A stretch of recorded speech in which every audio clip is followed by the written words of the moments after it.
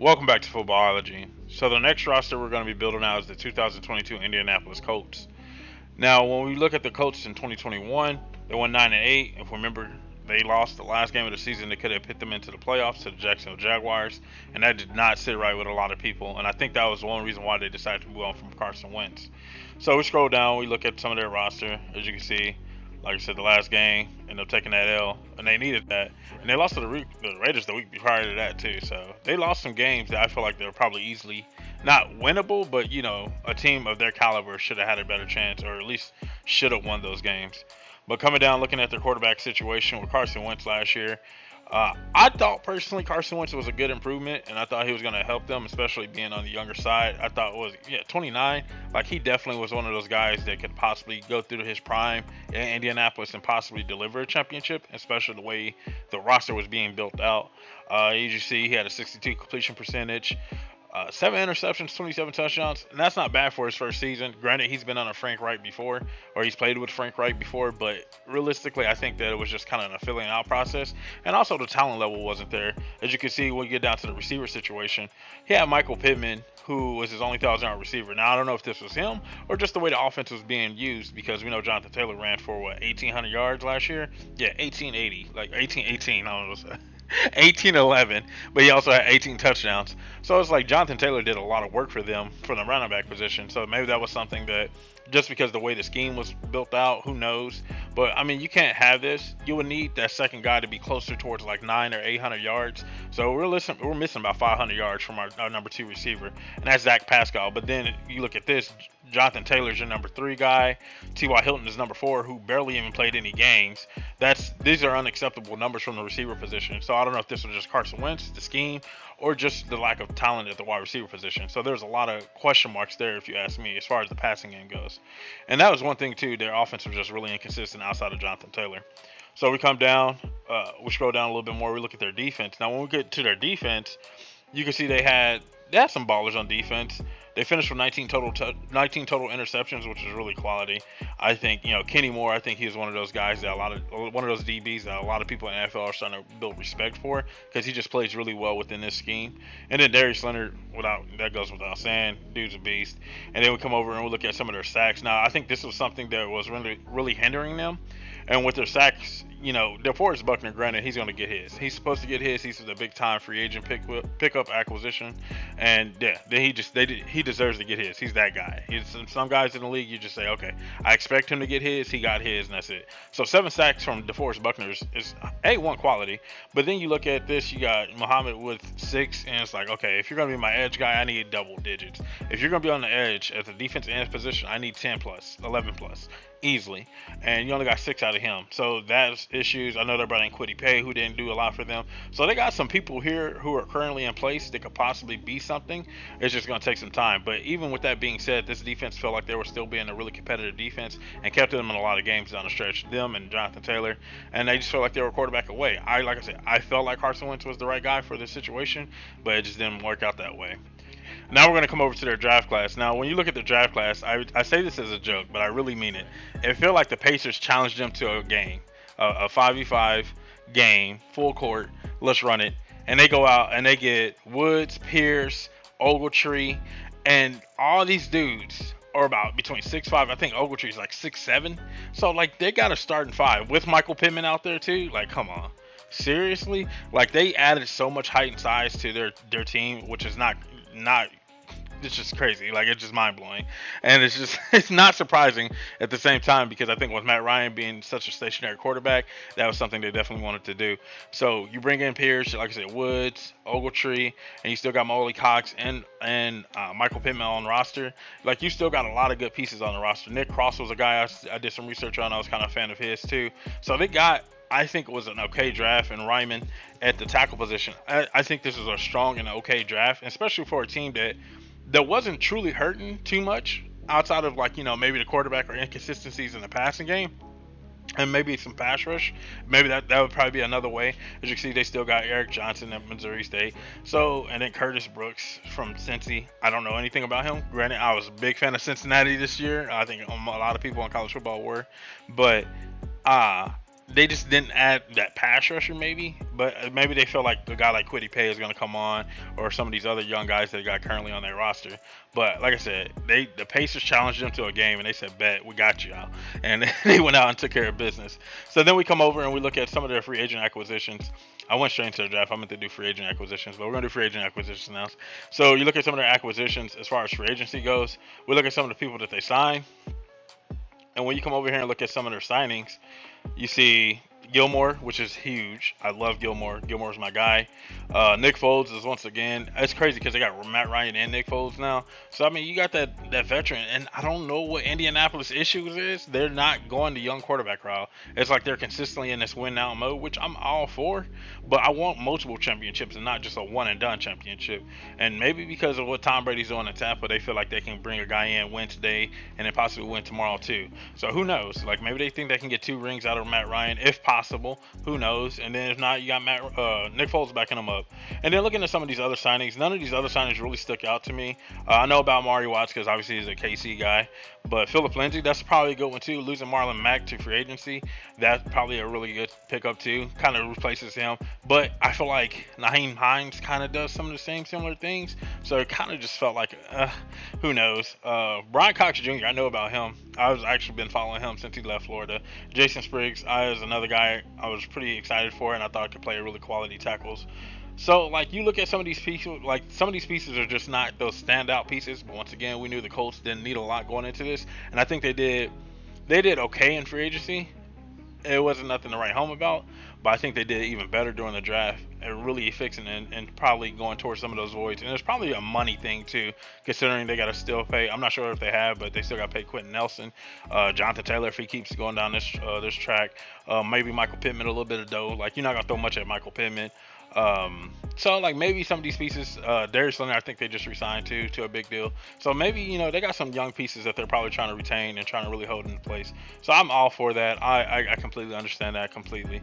And then I come over, look at I was looking at their coaching staff just to see who some of their coaching staff is. Yeah, Marcus Bradley here, and I did some research on Marcus Bradley, and I can't remember. I think he was he there last year? As a Colts, and second is okay. So yeah, he was here last year. So we already know what the offense is going to be with Marcus Bradley being the OC. We know Marcus Bradley is going to give them that run game first, probably mentality, and really how this run game built out to really give them the best chance to have success. So then Gus Bradley, we already know about Gus Bradley. I know about Gus Bradley back in Jacksonville days, my Jacksonville days. But I know about Gus Bradley in Jacksonville, and also knowing that he came from Seattle and he really likes that 4-3 front, that true pass rush front, probably some zone on the back end of it. I think it's like they call it like a Tampa 2. It's not a Tampa 2. It's a cover 3, I want to say, or something like that. I might be wrong. Correct me in the comment section below, please do. But I think that's kind of what Gus Bradley leans towards, more or less that Seattle look. And then we know John Fox once again. I know John Fox loves the 4-3. He's a guy that's really going, and he's the senior defensive assistant, so we already know what he's going to do. They're going to really try to build out that 4-3. Cato June, if you're a Colts fan, you know who Cato June is. And so once again, he was one of those really small, quick, fast linebackers. So I know about Cato June for sure. And then Mike Mitchell, I think he was a really good safety too in his time. So it's like you know some of these pieces, some of these faces, some of these guys, and then obviously Reggie Ring, definitely bringing them in with the wide receivers and gonna help really start to build out this receiving core, and especially the younger guys like an Ashton Doolin, or they got some other young guys on the roster. Obviously Pierce they brought in just now, so even probably helping Michael Pittman out a little bit more down the stretch. So now we're gonna come over to my roster builder. Now, this is my second time doing this video, so I'm just going to run down to what I already got. Usually, I kind of like to go through every position, but it's going to be pretty quick and fast. Ignore Saquon Barkley, because Saquon Barkley is not a Colt. Actually, I was messing with the Giants. Give me a second. So we need to switch this out so we can get back to the Colts that are in the South. Yeah, there we go. All right, so now we're good. There we go. So we got Gus Bradley, Marcus Bradley. Oh, we got Marcus Bradley, Gus Bradley, Marcus Brady. Why did I call him Bradley earlier? I didn't know his last name was Brady. That's funny. And Frank Wright. I'm all over the place. So, and then we're going to switch Saquon out with Jonathan Taylor, which right now people argue Jonathan Taylor over Saquon, which it's as much as I love Saquon, it's kind of true. But anyways, all right, so this is what I came out with. Dennis Kelly at the left tackle position, which I was very, very, very hesitant on because we probably could have put Raymond over here and then went somewhere else at the right guard position. So that's a strong possibility because I just didn't know anything else about these guards. So if you're a Colts fan, you feel like this right guard position is open differently. But I feel like Nelson, Kelly, and Smith were all pretty much locks. I went with Brown. Brown. I keep want to call him Brown. I went with Woods at the tight end position. Granted, they got some quality tight ends here. Molly Cox gave them some quality snaps last year, but I really think they're going to harp in on this side. So I can see them running a two tight set with a guy like Ogletree and Woods. I mean, you probably still get some Molly Cox in there because he knows the system really well. So he might end up winning it. But I think this is going to be a camp position. One of those positions, just whoever really kind of pulls away in the camp, and then they're going to go from there. And then we come over here. I went at the one with Michael Pittman. I thought Michael Pittman was a good, solid, obviously one. I think he's the best receiver they got currently. Pierce on the outside, and then Parrish Campbell in the slot. I think Parrish Campbell in the slot. This is going to be his last bite at the apple to really, really try to give himself an opportunity to be that guy. I don't see him getting another opportunity after this year. Gilmore at the one. Now this is where I was kind of mad about the Colts because they gave up. It seemed like they gave up on Rhodes too soon. I feel like Rhodes was a huge part of what they did. I really wish they would have found a way to retain him. And I think he's still a free agent, if I remember correctly. So you would have kept or retained Rhodes, and that would have definitely gave you an idea or a one and a two. Granted, they are kind of older corners, if you will. But Gilmore and Rhodes, that's like my Matt Nostrum team corners right there. Love those guys. And then I wanted Rodney at the free safety position. And then I went Julian Blackman at the strong safety position. Now, there says free safety here, but I was looking at some of these safeties, and once again, I was baffled. I was stumped. This is 3 teams in a row where I was just stumped when it came to these secondary guys. I know Willis just retired. So, like, if you can help me with these safeties, please do, because your boy is losing his mind trying to build out these safeties. And I don't know if these safeties are just quality and you guys know more, and I'm not going to say you guys do know more, or kind of know more, but y'all definitely know more than I do. But these safeties on the last 3 teams, especially in the South, that I did the Jacksonville's, I was lost. I did the Texans, I was lost. Now the Colts, and I was lost.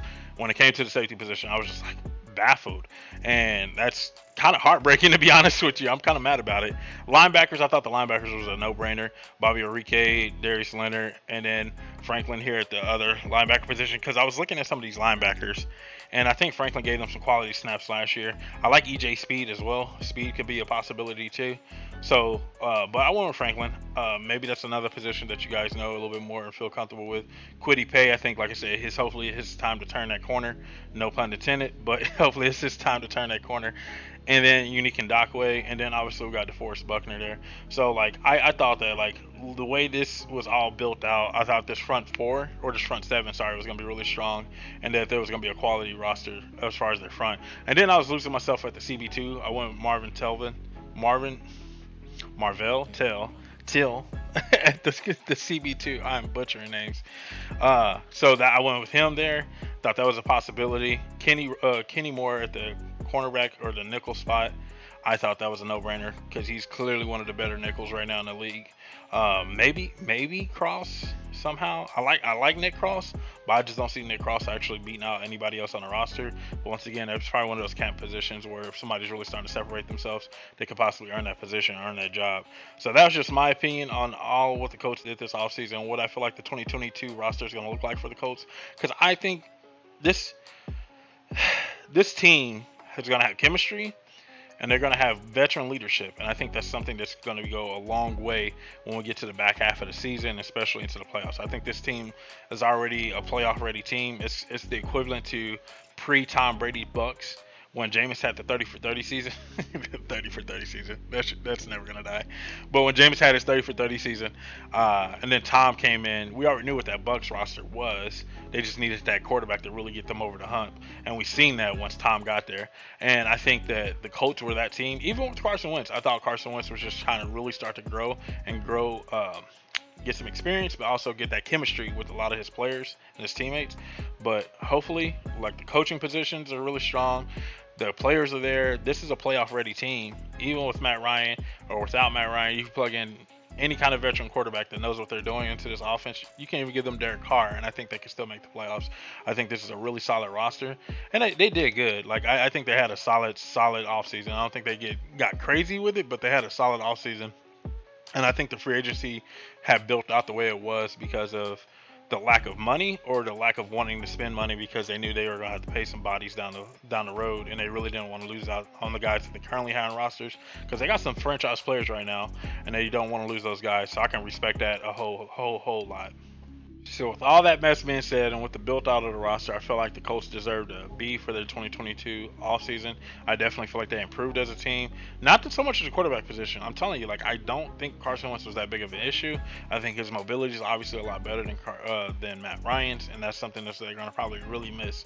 But I think that the Colts they kind of went sideways once again. But where I gave them an up over like I did with the Texans was because they addressed the needs that they had. They knew that they were missing something from the pass catching perspective, and they went out and really harped on that. They got 2 tight ends and a receiver that I thought was big time, and then they end up getting a tackle that I feel like that could possibly do something. Could possibly play some left tackle for them. Probably end up kicking in a guard. Who knows? But I think it got better as far as the up front or offensive line wise.